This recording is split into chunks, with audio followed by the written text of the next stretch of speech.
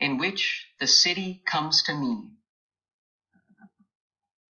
The warblers arrived, the trees turned summer green, and June burst over the mountain.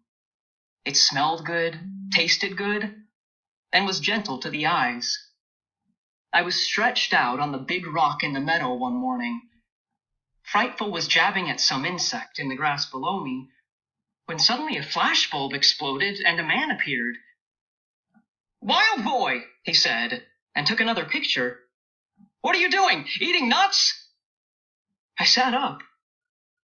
My heart was heavy. It was so heavy that I posed for him, holding Frightful on my fist. I refused to take him to my tree, however, and he finally left. 2 other photographers came, and a reporter. I talked a little. When they left, I rolled over on my stomach and wondered if I could get in touch with the Department of Interior and find out more about the public lands in the West. My next thought was the baseball game in the flooded schoolyard. 4 days passed, and I talked to many reporters and photographers. At noon of the 5th day, a voice called from the glen. "I know you are there!" "Dad!" I shouted, and once again burst down the mountainside to see my father. As I ran toward him, I heard sounds that stopped me. The sound of branches and twigs breaking, of the flowers being crushed. Hordes were coming. For a long moment, I stood wondering whether to meet Dad or run forever. I was self-sufficient. I could travel the world over, never needing a penny, never asking anything of anyone. I could cross to Asia in a canoe via the Bering Strait. I could raft to an island. I could go around the world on the fruits of the land. I started to run. I got as far as the gorge and turned back. I wanted to see Dad. I walked down the mountain to greet him and to face the people he had brought from the city to photograph me, interview me, and bring me home.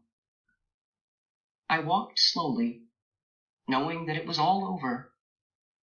I could hear the voices of the other people. They filled my silent mountain. Then I jumped in the air and laughed for joy. I recognized my 4-year-old brother's pleasure song. The family. Dad had brought the family. Every one of them. I ran, twisting and turning through the trees like a Cooper's hawk, and occasionally riding a free 50 feet downhill on an aspen sapling. "Dad! Mom!" I shouted as I came upon them along the stream bed, carefully picking their way through raspberry bushes. Dad gave me a resounding slap, and Mother hugged me until she cried. John jumped on me. Jim threw me into the rushes. Mary sat on me. Alice put leaves in my hair. Hank pulled Jim off. Joan pulled me to my feet, and Jake bit my ankle. That cute little baby sister toddled away from me and cried. "Wow, all of New York," I said. "This is a great day for the Catterskills." I led them proudly up the mountain, thinking about dinner and what I had that would go around. I knew how Mother felt when we brought in friends for dinner. As we approached the hemlock grove, I noticed that Dad was carrying a pack. He explained it as food for the first few days, or until I could teach John, Jim, Hank, and Jake how to live off the land. I winked at him. "But Dad, a Gribbly is not for the land." "What do you mean?" he shouted. "The Gribblies have had land for 3 generations. We pioneer. We open the land." He was almost singing. "And then we go to sea," I said. "Things have changed. Child labor laws. You can't take children to sea."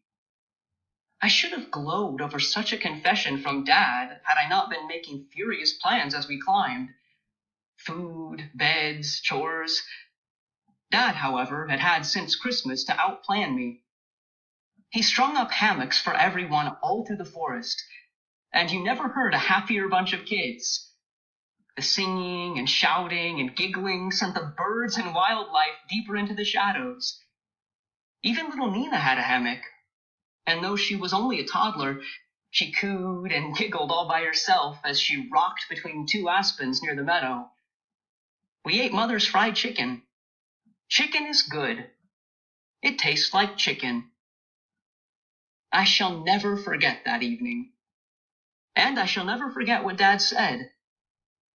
Son, when I told your mother where you were, she said, well, if he doesn't want to come home, then we will bring home to him. And that's why we are all here. I was stunned. I was beginning to realize that this was not an overnight camping trip, but a permanent arrangement. Mother saw my expression and said, when you are of age, you can go wherever you please. Until then, I still have to take care of you, according to all the law I can find. She put her arm around me, and we rocked ever so slightly. Besides, I am not a Gridley. I am a Stewart, and the Stewarts loved the land. She looked at the mountain and the meadow and the gorge, and I felt her feet squeeze into the earth and take root. The next day, I took John, Jim, and Hank out into the mountain meadows with Frightful to see if we could not round up enough food to feed this city of people. We did pretty well. When we came back, there was Dad with 4 4x4s erected at the edge of my meadow and a pile of wood that would have covered a barn. Gosh, Dad, I cried. What on earth are you doing? We are going to have a house, he said. I was stunned and hurt. A house? You'll spoil everything, I protested. Can't we all live in trees and hammocks? No. Your mother said that she was going to give you a decent home. And in her way of looking at it, that means a roof and doors. She got awfully mad at those newspaper stories inferring that she had not done her duty. But she did. I was almost at the point of tears. She's a swell mother. What other boy has a mother who would let him do what I did? I know. But a woman lives among her neighbors. Your mother took all those editorials personally, as if they were Mr. Brackett and Mrs. O'Brien speaking. The nation became her neighbors, and no one, not even... He hesitated. A catbird meowed. Not even that catbird is going to think that she neglected you. I was about to protest in a loud, strong voice when Mother's arm slipped around my shoulder. That's how it is until you are 18, Sam, she said. And that ended it.